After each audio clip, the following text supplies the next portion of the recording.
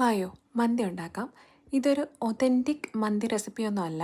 നമ്മുടെ കയ്യിലുള്ള സാധനങ്ങളൊക്കെ വെച്ച് വളരെ ക്വിക്കായിട്ട് ടേസ്റ്റി ആയിട്ട് ഉണ്ടാക്കാൻ പറ്റുന്ന ഒരു മന്തി റെസിപ്പിയാണ്. അപ്പോൾ നമുക്ക് വീഡിയോയിലേക്ക് പോകാം. ഇനി തലേന്ന് തന്നെ മഞ്ഞൾപ്പൊടിയും ഉപ്പും ചേർത്ത് മാരിനേറ്റ് ചെയ്ത ചിക്കനിലേക്ക് 2 സവാള, ഒരു വലിയ ക്യാപ്സിക്കം, ഒരു അര തക്കാളിയും ചേർത്ത് കൊടുക്കാം. ഇനി 2 മാഗി ക്യൂബും പൊടിച്ചിട്ട് 1 ടീസ്പൂൺ കുരുമുളക് പൊടിയും 1 ടീസ്പൂൺ ഗരം മസാലയും ചേർക്കാം. ഇനി ആവശ്യത്തിന് ഓയിലും കൂടെ ഒഴിച്ചു കൊടുക്കാം. ഞാൻ സൺഫ്ലവർ ഓയിലാണ് യൂസ് ചെയ്യുന്നത്. ഏത് വെജിറ്റബിൾ ഓയിൽ വേണമെങ്കിലും യൂസ് ചെയ്യാം. ഇതിനെ നന്നായി മിക്സ് ചെയ്ത് കഴിഞ്ഞിട്ട് നമുക്ക് ഗ്യാസ് ഓൺ ചെയ്യാം.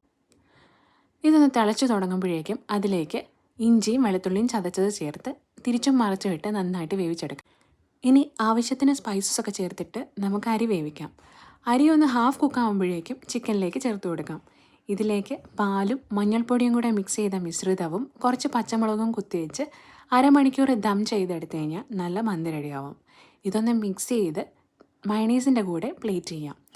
ട്രൈ ചെയ്ത് നോക്കണം കേട്ടോ.